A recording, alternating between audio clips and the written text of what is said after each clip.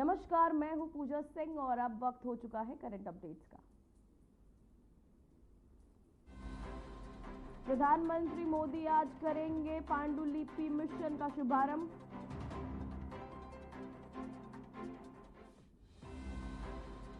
Operation सिंदूर प्रतिनिधिमंडल भारत लौटने पर आज पीएम मोदी का आउटरीच के बारे में जानकारी देगा। दिल्ली कॉस्ट्यूम घोटाले मामले में आज मनीष सिसोदिया से पूछताछ करेगी एसीबी की टीम। कर्नाटक एसपी आज आरसीबी के मार्केटिंग प्रमुख निखिल सोसनिक के गिरफ्तारी से खिलाफ याचिका पर करेगा सुनवाई। राजा रघुवंशी केस में नया ट्विस्ट, सोनम का सरेंडर, 3 गिरफ्तार।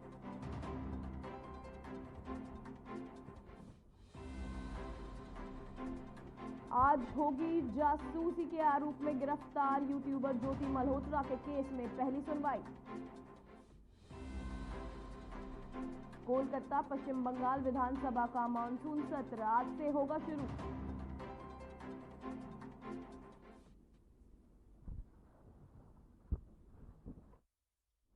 चलिए अब रुक करते हैं खबरों का। तो वही खबर सामने आ रही है जहां मोदी सरकार 3.0 का 1 साल आज हो रहा है पूरा। बीजेपी शासित राज्यों में प्रेस कॉन्फ्रेंस करेगी पार्टी। संकल्प से सिद्धि तक कैंपेन शुरू, 11 साल पूरे, जश्न मनाएगी बीजेपी। भारत मंडपम में विशेष कार्यक्रम आयोजित। तो वहीं आपको बताते चले भारत मंडपम में एक विशेष कार्यक्रम का आयोजन किया गया है, जहां आपको बताते चले कि मोदी सरकार का 3.0 का साल अब पूरा हुआ। बीजेपी शासित राज्यों में प्रेस कॉन्फ्रेंस अब करेगी पार्टी। साथ ही आपको बता दें बीजेपी अब एक कॉन्फ्रेंस करेगी, पार्टी करेगी। साथ ही संकल्प से सिद्धि तक कैंपेन आयोजित, जिसे लेकर आपको बता दें मोदी सरकार का 3.0 का साल पूरा हो चुका है। जहां बीजेपी शासित राज्यों में प्रेस कॉन्फ्रेंस करेगी बीजेपी। संकल्प से सिद्धि तक का कैंपेन अब शुरू, 11 साल पूरे, जश्न मनाएगी अब बीजेपी। साथ ही भारत मंडपम में विशेष कार्यक्रम जो है वो आयोजित किया गया है, जिसे लेकर अब बीजेपी राज्यों में प्रेस कॉन्फ्रेंस पार्टी करेगी। संकल्प से सिद्धि तक कैंपेन शुरू हो चुका है। सरकार 3.0 का 1 साल आज हो रहा है पूरा।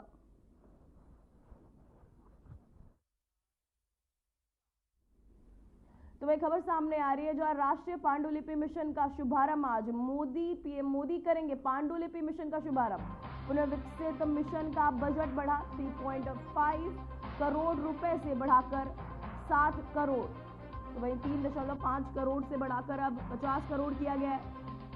साथ ही अब आपको बता दें कि राष्ट्रीय पांडुलिपि मिशन का शुभारंभ आज होगा। साथ ही पीएम मोदी करेंगे पांडुलिपि मिशन का यह शुभारंभ। पुनर्विकसित मिशन का यह बजट जो है बढ़ चुका है। राष्ट्रीय पांडुलिपि मिशन का जो है शुभारंभ होगा 3.5 करोड़ रुपए का। राष्ट्रीय पांडुलिपि मिशन का शुभारंभ आज पीएम मोदी करेंगे पांडुलिपि मिशन का शुभारंभ। रक्षा मंत्री राजनाथ सिंह ने सोशल मीडिया पर पोस्ट कर मोदी सरकार की उपलब्धियों को गिनाया है। उन्होंने ट्वीट में लिखा कि सेवा ने उन्हें उल्लेखनीय 11 वर्षों के पूरा होने पर मैं हर भारतीय को बधाई देता हूं। साथ ही जो इस विकास गाथा, विकास यात्रा और इतिहास निर्माण का गौरवपूर्ण हिस्सा रहा है, हम एक साथ आगे बढ़ रहे हैं, अधिक मजबूत, अधिक गौरवान्वित और एकजुट। सरकार के 11 वर्ष जो है पूरे हो चुके हैं। साथ ही उसी को लेकर रक्षा मंत्री ने ट्वीट भी किया है, अधिक मजबूत, अधिक गौरवान्वित, एकजुट महसूस करते हैं। साथ ही उन्होंने ट्वीट कर यह लिखा भी है। मोदी सरकार के 11 वर्ष पूरे होने पर श्री सिंह ने ट्वीट किया। तो वही दिल्ली की मुख्यमंत्री रेखा गुप्ता शालीमार बाग के सरकारी गर्ल्स सीनियर सेकेंडरी स्कूल में एक पेड़ मां के नाम 2.0 विशेष अभियान में शामिल हुई। इस दौरान रेखा गुप्ता ने कहा कि जब पिछले वर्ष प्रधानमंत्री मोदी ने इस अभियान की शुरुआत की थी, तब भी हमने दिल्ली में पेड़ लगाए थे, परंतु पिछली सरकार ने दिल्ली सरकार के प्लेटफॉर्म के माध्यम से इस प्रोजेक्ट को नहीं उठाया। ये दिल्ली के वातावरण के लिए एक अनिवार्य कार्य है। इस सीजन में हमारा 70 लाख पेड़ लगाने का लक्ष्य है। प्रधानमंत्री जी ने पिछले वर्ष इस अभियान की शुरुआत की थी, तो भी हमने दिल्ली में पेड़ लगाए थे, परंतु कार्यकर्ता के नाते, संस्थाओं ने, सामाजिक संस्थाओं के नाते, परंतु पिछली सरकार ने दिल्ली सरकार के प्लेटफॉर्म के माध्यम से कभी इस प्रोजेक्ट को उठाया नहीं, जबकि ये दिल्ली के वातावरण के लिए, प्रकृति माँ के लिए, धरती माँ के लिए एक अनिवार्य कार्य है।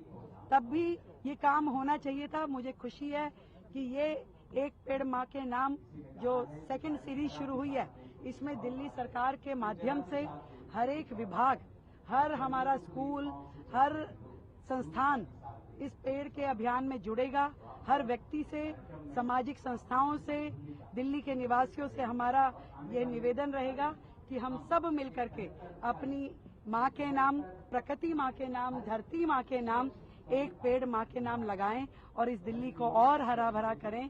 70 लाख पेड़ लगाने का ये हमारा टारगेट है इस सीजन में, और ये पेड़ लगा के हम दिल्ली के वातावरण को बेहतर करना चाहेंगे।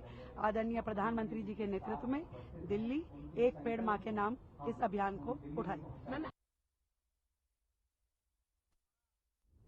तो वही दिल्ली की मुख्यमंत्री रेखा गुप्ता राजधानी में आयोजित बीजेपी सरकार के 100 दिन पूरे होने के उपलक्ष्य में आयोजित विश्वास के दिन 100 दिन जनसभा में शामिल हुई। इस अवसर पर उन्होंने प्रधानमंत्री नरेंद्र मोदी के नेतृत्व में दिल्ली में चल रही विकास परियोजनाओं की सराहना की और जनता को सरकार की उपलब्धियों से अवगत कराया। साथ ही मुख्यमंत्री रेखा गुप्ता ने अपने संबोधन में कहा, आज प्रधानमंत्री मोदी दिल्ली की एक एक दिशा में काम कर रहे हैं। राजधानी में 1.25 लाख करोड़ की लागत से कई बड़ी परियोजनाएं चलाई जा रही है, जिनका उद्देश्य ट्रैफिक जाम से निजात दिलाना है और शहर की सुविधाजनक, साथ ही आपको बता दें कि शहर को सुविधाजनक बनाना है, उन्होंने कहा।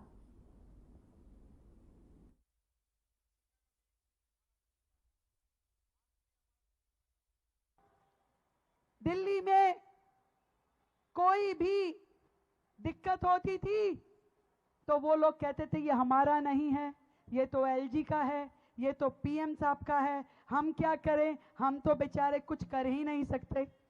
जब उनको अपने हित का कोई काम करना होता था तो सारे बैरिकेड हट जाते थे, और जब जनता के हित का काम करना होता था तो उन्हें मोदी जी याद आते थे। तो जनता ने सोचा कि भैया इस बार सभी कुछ मोदी जी को दे दीजिए। तो मोदी जी जाने और हम जाने, बीच में किसी और की जरूरत नहीं।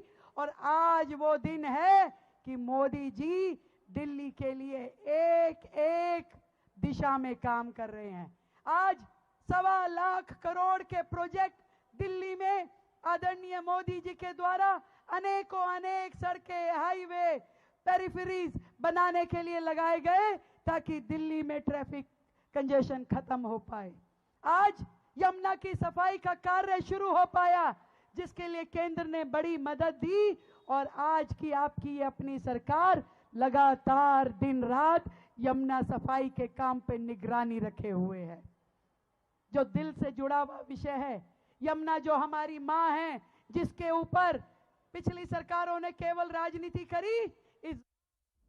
तो वही खबर सामने आ रही है, जो ऑपरेशन सिंदूर प्रतिनिधिमंडल भारत लौटा। ऑपरेशन सिंदूर पर सर्वदलीय डेलीगेशन से मिलेंगे पीएम मोदी। प्रतिनिधिमंडल देगा मिशन की पूरी जानकारी। भारतीय समुदाय से जुड़ी रिपोर्ट भी होगी पेश। साथ ही विदेशी मिशन आउटरीच पर होगी चर्चा। तो आपको बताते चले, भारतीय समुदाय से जुड़ी रिपोर्ट भी इसमें पेश की जाएगी ये मोदी के समक्ष। साथ ही ऑपरेशन सिंदूर प्रतिनिधिमंडल भारत लौटा। ऑपरेशन सिंदूर पर सर्वदलीय डेलीगेशन से अब पीएम मोदी मिलेंगे। साथ ही प्रतिनिधिमंडल देगा मिशन की पूरी जानकारी पीएम मोदी को। साथ ही भारतीय समुदाय से जुड़ी हर अपडेट की ली जाएगी। ऑपरेशन सिंदूर प्रतिनिधिमंडल भारत लौटा, जिसे आपको बताते हैं ऑपरेशन सिंदूर पर सर्वदलीय डेलीगेशन से पीएम नरेंद्र मोदी करेंगे।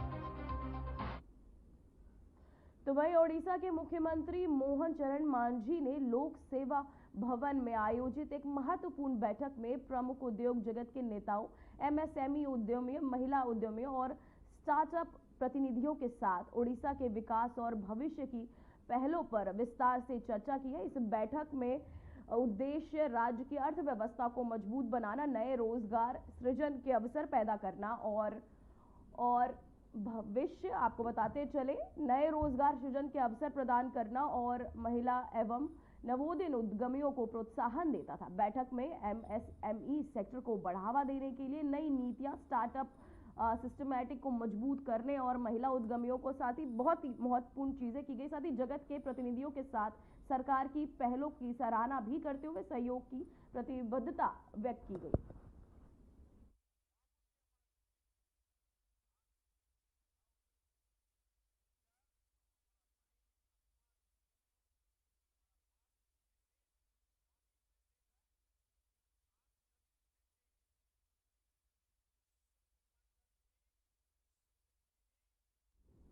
तो वही महाराष्ट्र के मुख्यमंत्री देवेंद्र फडणवीस ने शिवराज अभिषेक दिवस के अवसर पर भारत गौरव विशेष पर्यटक ट्रेन को हरी झंडी दिखाकर रवाना किया। ये ट्रेन छत्रपति शिवाजी महाराज सर्किट को समर्पित है और अगले 5 दिनों में यात्रियों को वीर शिवाजी महाराज से जुड़े ऐतिहासिक स्थलों की यात्रा कराएगी। इस अवसर पर सीएम फडणवीस ने 351 साल पहले छत्रपति शिवाजी महाराज से हिंदवी स्वराज की स्थापना की थी। आज उनके राज्य अभिषेक दिवस पर यह यात्रा शुरू होना गौरव का विषय है। मैं इसके लिए प्रधानमंत्री नरेंद्र मोदी और रेल मंत्री अश्विनी वैष्णव का हृदय से धन्यवाद करता हूं। सबसे पहले सभी को शिवराज्याभिषेक दिवस की बहुत बहुत शुभकामनाएं देता हूं।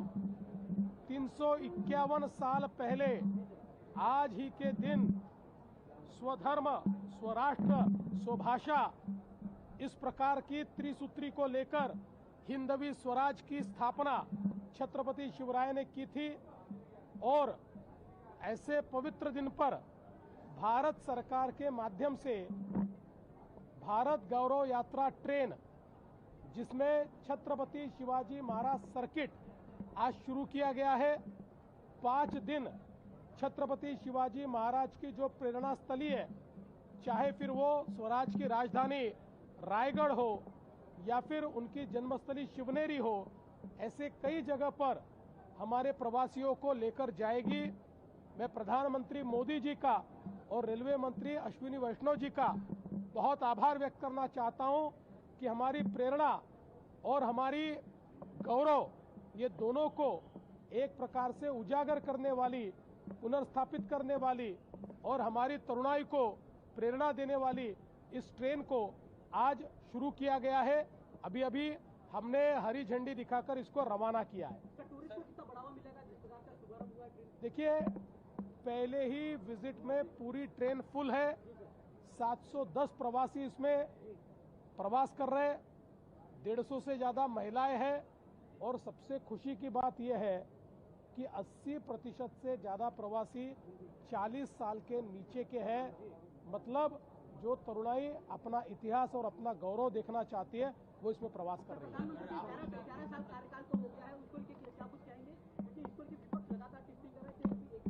देखिए, ये 11 साल विकास के 11 साल है, ये भारत गौरव के 11 साल है, ये भारत को नई ऊंचाई पर ले जाने वाले 11 साल है, ये भारत को दुनिया की चौथी सबसे बड़ी अर्थव्यवस्था बनाने वाले 11 साल है, ये भारत को आत्मनिर्भर बनाने वाले 11 साल है। मैं इसके ऊपर कल विस्तार से बोलूंगा।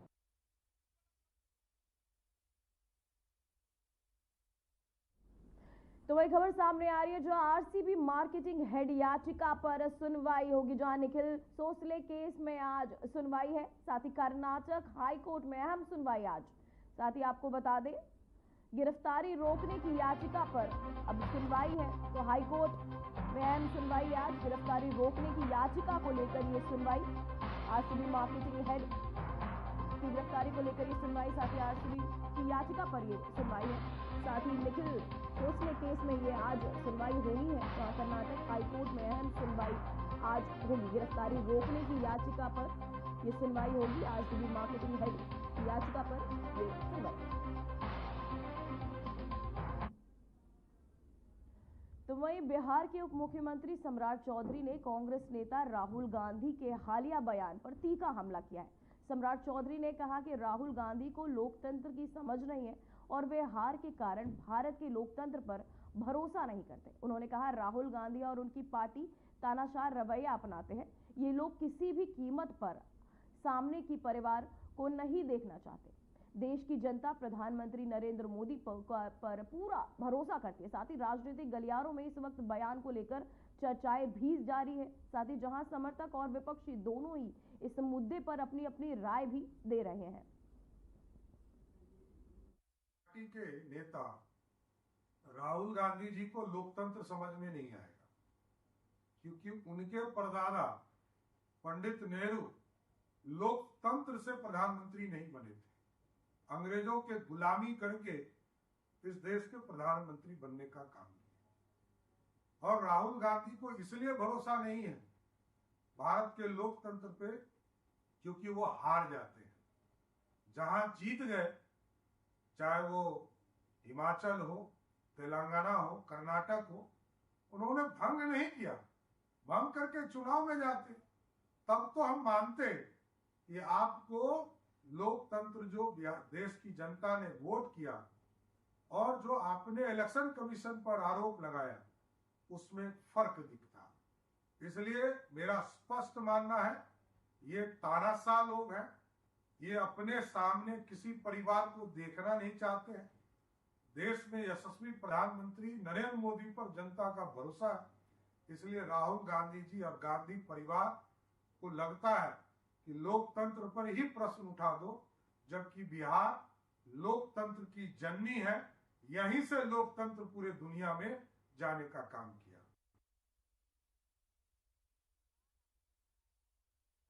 तो वहीं दिल्ली सरकार के मंत्री आशीष सूद ने प्रेस वार्ता में कहा कि केंद्र सरकार और दिल्ली सरकार मिलकर राजधानी को विकसित दिल्ली बनाने के लिए ठोस कदम उठाएगी। उन्होंने ये भी स्पष्ट किया कि अब काम में कोई रुकावट नहीं आने दी जाएगी और जनता से किए गए वादों को प्राथमिकता के साथ पूरा किया जाएगा। दिन और आदरणीय प्रधानमंत्री जी के 11 वर्ष पूरे हुए हैं। ये दोनों सरकारें मिलकर, ये दोनों मिलकर दिल्ली को विकसित दिल्ली बनाकर भारत की राजधानी को एक विकसित राजधानी बनाने का काम करेंगे। जनकपुरी विधानसभा और पूरी दिल्ली के लिए विशेष तौर पर मुख्यमंत्री जी ने काम के लिए कोई कमी नहीं होगी ऐसी घोषणा की है। ये वही सरकार कर सकती है जो इस बात के लिए प्रतिबद्ध हो कि हम दिल्ली की जनता के लिए हर सुविधा जल्दी से जल्दी लाएंगे, बहाने नहीं बनाएंगे। ये काम करने वाली सरकार है, ये काम करके दिखाएगी। और आप सब मीडिया बंधुओं का भी बहुत धन्यवाद। वहीं एम्स प्रमुख असदुद्दीन ओवैसी ने हाल ही में विश्व के विभिन्न हिस्सों में सरकारों के रवैये की आलोचना करते हुए कहा कि कई जगहों पर अत्याचारी सरकारें बनी हुई हैं, लेकिन लोग फिलिस्तीनियों के लिए प्रार्थना कर रहे हैं। उन्होंने विशेष रूप से भारत सरकार से अपील की कि जो फिलिस्तीन के साथ खड़ी रही हैं, वो गाजा में हो रहे नरसंहार को रोकने पर वहां के लोगों को भोजन और आवश्यक सहायता भेजने में सक्रिय भूमिका निभाएं। ओवैसी ने कहा कि ये हमारी सरकार की जिम्मेदारी है कि अब वो उन लोगों की मदद करे जो भूख और संकट में है। हमें इस मानवता की लड़ाई में पीछे नहीं हटना चाहिए। उन्होंने इस संकट पर अंतर्राष्ट्रीय समुदाय की एकजुटता की भी आवश्यकता जताई। दुनिया ये समझ रही है कि इनको हम बेसहारा समझकर इन पर जुल्म करते जाएंगे, मगर हम देख रहे हैं कि दुनिया के कोने कोने में हुकूमतें जालिम का साथ दे रही है, मगर वहाँ की अवाम उन मजलूमों फलस्तीनियों के लिए हाथें उठाकर दुआ भी कर रही है, उनके हक के लिए एहतजाज भी कर रही है। हम हमारी हुकूमत से भी मुतालबा करते हैं कि भारत की हुकूमत जो हमेशा फलस्तीनियों का साथ देती आई है, आज ऐसे मौके पर हमारी हुकूमत की जिम्मेदारी है कि उस जेनोसाइड को रुकवाए, बल्कि गजा में उस खाने को पहुंचाए जो लोग भूख और फाका कशी में वहां पर अपनी जिंदगी को गुजार रहे हैं। अफसोस इस बात का होता है कि गजा में इजरायली हुकूमत ने जो ड्रग्स बेचने वाले, जो साबिका में आईसिस दाइश जैसे टेररिस्ट तंजीम से वाबस्ता था, उसको छोड़कर गजा में लोगों को कत्ल करवा रही है। मुझे यकीन है कि अल्लाह सुब्हाना व तआला इस जुल्म का खात्मा करेगा, मगर मेरी और आपसे दुआ है कि हम गजा के मजलूम फलस्तीनियों के लिए भी दुआ करें कि कि अल्लाह उनकी मदद फरमाए, अल्लाह गैब से उनको रिज़्क़ अता फरमाए। तो वहीं जम्मू कश्मीर के उपराज्यपाल मनोज सिन्हा ने सांबा जिले में नटराज कंपनी के अत्याधुनिक फ्लैगशिप नट्स और ड्राई फ्रूट प्रोसेसिंग संयंत्र और उद्घाटन किया है। साथ ही ये संयंत्र क्षेत्र में औद्योगिक विकास और किसानों की बेहतर बाजार उपलब्ध कराने की दिशा में एक महत्वपूर्ण कदम माना जा रहा है। कार्यक्रम में स्थानीय प्रशासनिक अधिकारी, उद्योग जगत के प्रतिनिधि और बड़ी संख्या में स्थानीय नागरिक उपस्थित रहे।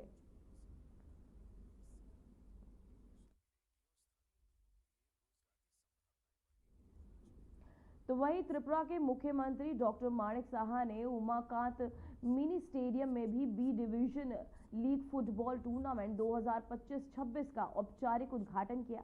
उद्घाटन समारोह में खेल प्रेमियों का जोश और उत्साह देखने ही बन रहा था। कार्यक्रम में पूरा त्रिपुरा फुटबॉल संघ के पदाधिकारी, खेल विभाग के वरिष्ठ अधिकारी, स्थानीय जनप्रतिनिधि और बड़ी संख्या में खेल प्रेमी उपस्थित रहे।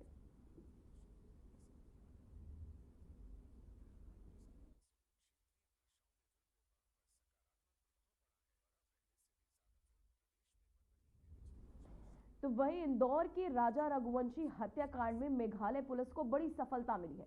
पुलिस ने एमपी में रहने वाले 3 लोगों को गिरफ्तार किया है। वहीं सोनम ने यूपी के गाजीपुर में सरेंडर कर दिया है। सोनम रघुवंशी के मिलने पर राजा रघुवंशी के भाई विपुल रघुवंशी ने कहा, मैंने रात करीब 2 बजे गोविंद से बात की। उसने मुझे बताया कि सोनम उत्तर प्रदेश में है। तब हमने उत्तर प्रदेश की पुलिस से संपर्क किया और तब यूपी पुलिस वहां पहुंची है और उसे वहां से सुरक्षित लेकर आ गई है। साथ ही सोनम को पुलिस ने पकड़ लिया। उसने आत्मसमर्पण नहीं किया, लेकिन यूपी और मेघालय पुलिस बोल रही है कि सोनम ने आत्मसमर्पण किया है। ये बात झूठ है और अभी सोनम आरोपी मानी नहीं गई है। जब तक सोनम ने यह बात खुद नहीं बोलेगी तब तक हम कबूल नहीं करने देंगे। दोनों अपनी शादी में खुश थे, दोनों परिवार बहुत खुश थे। हमें कभी नहीं लगा कि वे दुखी है। दोनों की मर्जी से शादी हुई थी। पुलिस ने मेरे भाई की पोस्टमार्टम रिपोर्ट भी नहीं सौंपी है। मेघालय ने सीएम कहते रहे हैं कि पुलिस इस मामले में 24 बताते चले 24/7 काम कर रही है।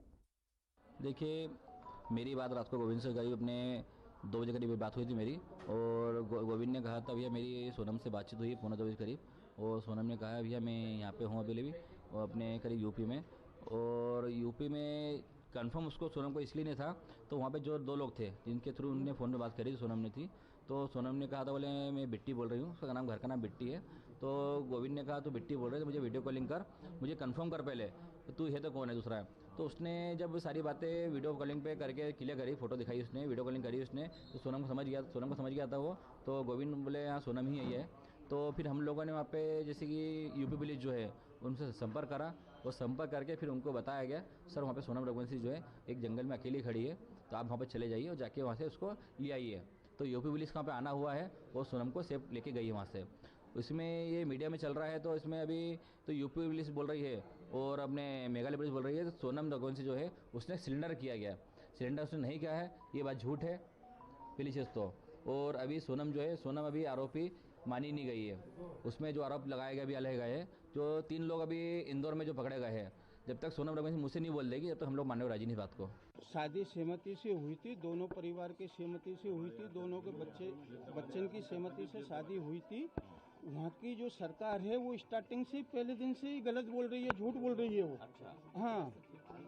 अच्छा मेघालय की सरकार का जो है वो ये ट्वीट है कि 4 लोग गिरफ्तार कर लिए लड़के के साथ, जिसमें 3 लड़के मध्य प्रदेश के। अब ये वहाँ की सरकार को पहले से बताना चाहिए ना ये कहाँ के हैं कहाँ के नहीं है। और बच्ची रात में क्या बोलते हैं गाजियाबाद में आई है, वो होटल वाले से उसने मोबाइल लिया और फिर फोन लगाया भाई के लिए। अच्छा बेटी ने फोन लगाया? बेटी ने फोन लगाया है। मतलब बेटी खुद गाजीपुर के उस ढाबे में पहुंची है? वो ढाबे पे पहुंची है बेटी मेरी। मतलब ये भी हो सकता है कि वो जिसके चंगुल से उससे छूट के यहाँ पर आई हो। हाँ वही चीज है ना कि उसके चंगुल से बिटिया निकल के नहीं, और इसके बाद में ढाबे वाले के पास पहुंची, वहाँ उससे रोई, ढाबे वाले से रोने के बाद में उसने मोबाइल दिया ढाबे वाले ने। अच्छा। हाँ ढाबे वाले ने मोबाइल दिया तो फिर उसने गोविंद जी को फोन लगाया। अच्छा। हाँ तो गोविंद जी ने फिर रात को फोन लगाया तो वहाँ पुलिस पहुंची थाने की वहाँ ढाबे पे, ढाबे से वहाँ की पुलिस लेके आई है। कितने बजे की बात है? मतलब 2 बजे के करीब की बात है। मेरी बिट्टी से अभी मेरी बात नहीं हुई, सोनम से अकेले गोविंद जी से बात हुई है। गोविंद ने बोला कि वहाँ छोरी रो रही थी, सोनम मिल गई है पापा, और अब कोई बात नहीं है टेंशन की, और मैं वहाँ जा रही हूँ। तो वो वहाँ से फ्लैट से निकल गया है, तो 11 बजे वहाँ पहुँच जाएगा गाजीपुर। तिरुचेंदूर सुब्रमण्यन स्वामी मंदिर में इस वर्ष विकासी विशाखम उत्सव धूमधाम से मनाया जा रहा है, जिसमें बड़ी संख्या में श्रद्धालु जुटे हैं। ये प्रसिद्ध उत्सव 31 मई को वसंत उत्सव के रूप में प्रारंभ हुआ और अब इसका अत्यधिक उत्सव पूरे जोश के साथ जारी है। मंदिर में विशेष पूजा अर्चना, भव्य शोभा यात्रा और धार्मिक अनुष्ठान आयोजित किए गए, जिन्हें श्रद्धालुओं ने बड़ी श्रद्धा और उत्साह के साथ भाग लिया। तो वह विकासी विशाल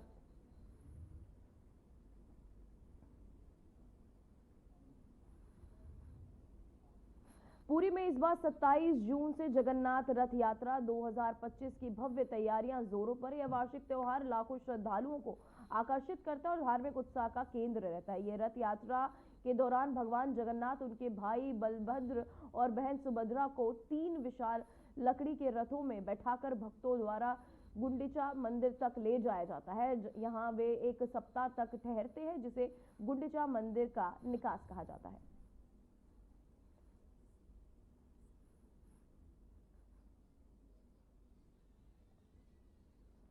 राजधानी दिल्ली के दयालपुर इलाके में एक नाबालिग लड़की के साथ हुए यौन उत्पीड़न पर उसकी मौत की घटना से स्थानीय लोगों में भारी आक्रोश फैल गया। पीड़िता के साथ हुई इस क्रूर घटना के विरोध में बड़ी संख्या में लोग सड़कों पर उतर आए हैं और न्याय की मांग लगातार कर रहे हैं।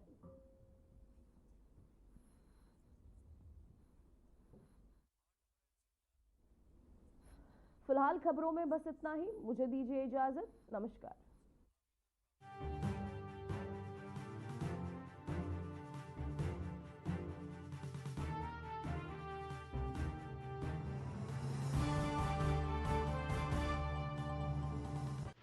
देखिए कार्यक्रम